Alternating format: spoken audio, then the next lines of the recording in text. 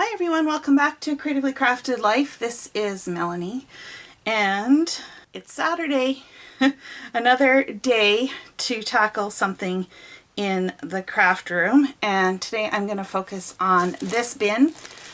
I talked at the beginning of this series about the use of bins and baskets to kind of break down the process so that it seems much more doable and not so overwhelming. And I think this is really a case in point, right? All I have to deal with is the stuff in this one basket. I don't have to look or deal with anything else. I just need to focus on this particular basket. So what I like to do is the same as what I did last time. I'm going to go through everything in the contents, sort it into like items, and then figure out what I'm going to do with it. So let me pull everything out and I will show you what I have. Okay, it may not look like it, but I do have piles. I'm trying to get everything within camera. It's a little bit difficult. So I have a bunch of loose cardstock here that needs to be sorted and put into my color bins for 12 by 12 paper. So I will do that off camera. I have watercolor paper. I'm just going to stick that with my watercolor paper pads. I have some scraps. So you know, I either make a project like a base page or a card with the scraps right away, or I cut them down into useful pieces like stitched rectangles and stuff that I would use on a card. So I'm just going to put that aside for now and figure out what I want to do with it. I have 3 paper pads here. This is one of those ones where it is literally paper. It's not cardstock. I think I may have done a video talking about this. I buy these for art journaling because they are thin. The first one I did accidentally. I thought it was cardstock. But then afterwards, once I realized it was just paper and I figured out what I wanted to do with it, well, now I've accumulated a few of these. So there is a space for that, sort of. It might be getting full. But this is kind of more my mixed media stuff, which I haven't tackled. So that's going to go in with my mixed media stuff. Same with this one. It's all just different textures. Again, thin paper. So mixed media. And this one here, pressed paper, has kind of got like a vintage flair to it. And I bought this specifically to do a heritage album. And I have vintage iris bins in the closet. So that's where this one's going to go. So let me go deal with those and I will be back to tackle the next thing. What's in here are leftover bits from my 2019 month in review album. That book is done, so this needs to be dispersed. I'm not going to keep them as a collection anymore, so it is going to be dispersed amongst my stash. I did a video on these 3 kits. I have some odds and ends in here and I have to finish these cards.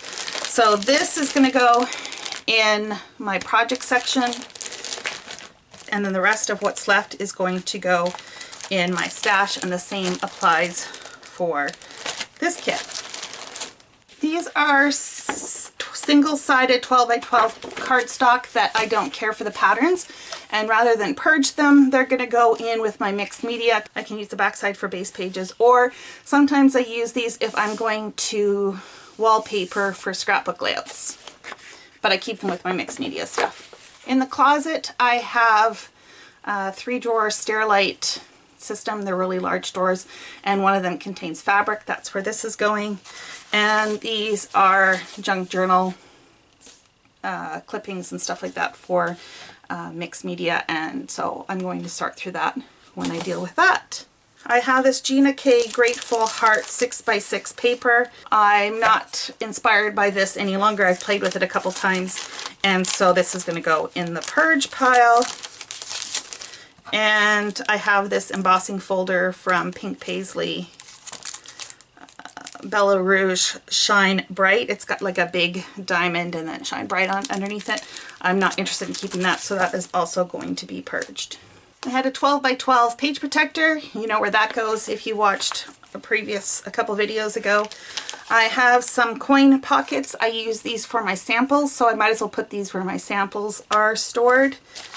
And then I have a whole bunch of 8.5 by 11 page protectors. Some of these have copy paper in them, which I use often just to give them some stability. I have a binder that is full of these, and I don't know if these will fit, but I'm going to give it a try. I have this binder where I keep sketches in, and I typically only keep one sketch per envelope because what I like to do when I'm planning or printing out photos is if I'm going to use a sketch, I will pull it out and then insert the photos, and then that way when I'm ready to go, I've already got a plan. At the back of here is where I keep all those extra page protectors I was talking about. Now, I do have some layouts like this. So I think what I'm going to do with these loose ones is I am just going to glue them onto a piece of paper and slide them into a slot. But I also have these page maps. And these are really cool cards. Like they have the sketch on one side and an example on the other. I really like these, and I haven't played with them in a long time because I just forget about them. I would like to incorporate them in here, but I don't want to lose the visibility, and I'm thinking maybe I can use my fuse tool and, you can see that, I'm thinking maybe I can use my fuse tool and just kind of fuse these into the page protectors, and that way they'll lie flat and be protected. And you know, okay, so there's 4 layouts and I just finished saying that I like to just keep one. It's not the end of the world, right? Because I'm going to have so many. So it just means that the other 3 sketches won't be in play until I finish with that design. So I think that's what I'm going to do with this. I will come back and show you how that looks if I do decide to go down that route. I just think it's more convenient to have all my sketches in one place than to keep this little box. Now these are old, like I don't even know how old. Does it have a date on here anywhere? No, but they are by Becky Fleck. And honestly, I know they're at least 9 years because I bought them before I moved to California. So they're at least 9 years old. Anyway, so that's my thought with those. So that's another project to work on. So I went ahead, like I said, and took page protectors and my fuse tool and just fused these into the pockets. So now they are readily, easily available. The top ones, it was too tight of a fit to fuse this, so I just left them loose. If they flop around too much, I'll just come in and do another seam down here to make it a little bit of a tighter pocket. I do have them sorted by number, so I've got one photo, and then it starts into 2s. So I've got a few sheets of 2s, and then 3s, and then when the 3s end, I have my regular sketches. So that is done. I do have a scrapbook magazine in here. It's not ideal. I do have those other catalogs. Obviously they're not all going to fit in here, but ideally I would like to keep them all together because they are a source of inspiration. I do also have one other binder that has tons of magazine clip outs in them that I'm trying to come up with a better way of dealing with it because it just takes up so much space. I mean, I'm all for inspiration, but sometimes maybe it's better to go digital. I don't know. Have any of you guys done that? Keep all your sketches and stuff on digital? I don't know. Let me know what you think below. Let me put this away and then we'll come back and tackle the next thing. Okay, so this Felicity Jane pocket has some white scraps that I can use for sentiments. I think that's just going to go in the calyx unit, one of the drawers that I have scraps in. I have these really old color coaches from Stampin' Up! And I don't reference them that often, but they are kind of fun to have on hand if you ever have a block.